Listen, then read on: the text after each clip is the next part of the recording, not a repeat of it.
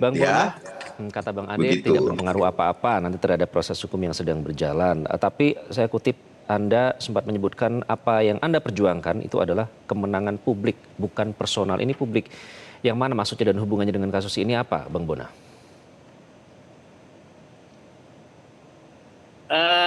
Saya itu memintanya atas dasar undang-undang keterbukaan informasi publik. Hmm. Jadi saya juga bukan bona tua sila lahi di situ. Saya hanya berKTP, tapi pemohonnya adalah publik. Karena juga informasinya sudah dinyatakan untuk publik, berarti semua publik bisa meminta. Itu maksudnya itu, Bang. Makanya saya bilang itu untuk publik. Publik itu kan rakyat dalam ini orang umum ya. Jadi kalau di rejim undang-undang KIP ada tiga posisi orang di situ, Bang. Ada badan publik, pejabat publik, dan ada publik. Nah, kalau misalnya yang pasti kami berdua dengan Bang Ade ini tidak mungkin pejabat publik. Badan publik juga tidak. Kami publik. Jadi semua itu publik. Artinya kalau ada orang yang merasa dirugikan dengan ini, berarti dia tidak publik. Kemungkinan dia wakil badan publik atau dia pejabat publik. Seperti itu, Bang. Nah, sedikit tadi meluruskan dikit, Bang Ade ya. Bukan meluruskan sih, mungkin kita beda apa aja, beda mazhab ya. Kalau Bang Ade kan bilang tadi, saya nangkap ini, Bang Ade bukti primer sama Bang Ade itu bagi saya adalah ijazah asli. Beda Ya. dengan mazhab peneliti. Kalau kami peneliti data primer itu adalah data yang pertama kali diambil dari asli. Kalau memang saya dengar juga banyak kawan-kawan kita lawyer, mereka itu mengira yang asli itu adalah data primer. Seperti itu. Jadi tadi makanya saya bilang, kalau kita data sekunder dan primer nggak harus diforensik, Bang. Kita bisa cek font, jenis font ya. Kita bisa cek yang namanya dua dimensi. Dua dimensi itu bisa tanda tangan bisa dicek identik atau tidak.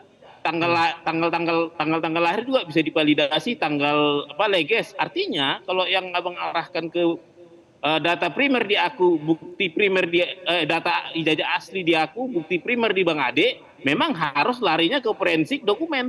Lari ke ketebalan, umur tinta, ya kan? Seperti itu. Oke, ini termasuk Ya, ada betul. sembilan Jadi hal yang itulah disampaikan. yang Silakan Bang Ade. ya, ya itulah sehingga saya mengatakan kepada Bang Bona bahwa tidak berpengaruh apa-apa terkait keaslian ijazah. Kenapa demikian?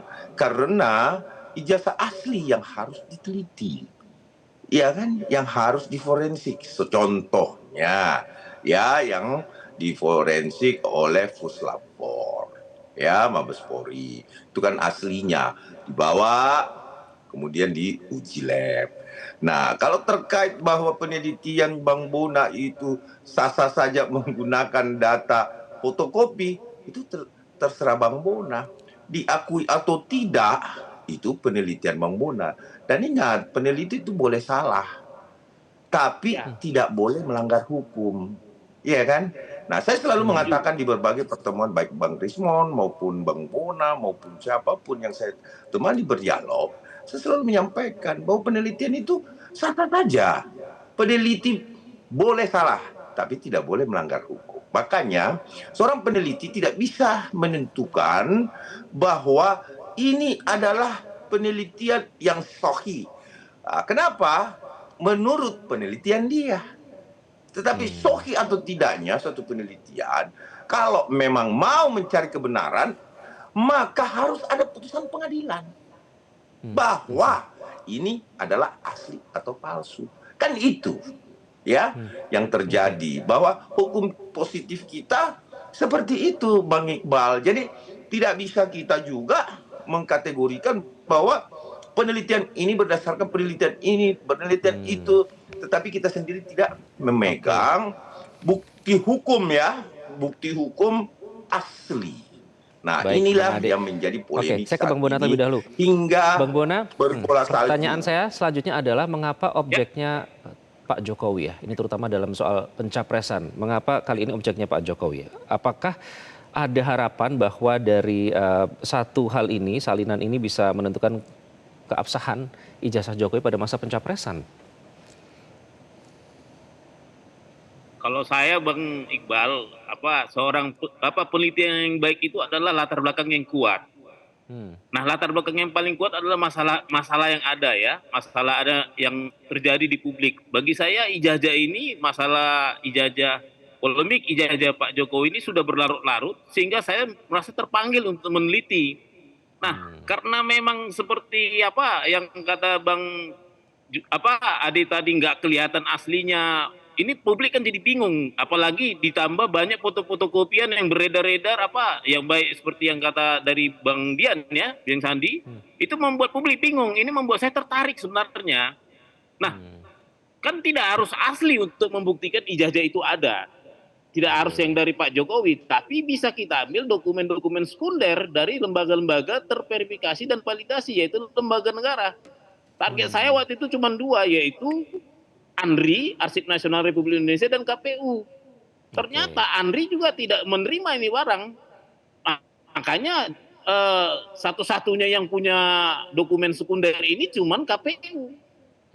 Seperti itu. Makanya saya juga kejar di KPUD Solo awal-awal 2005. Oke.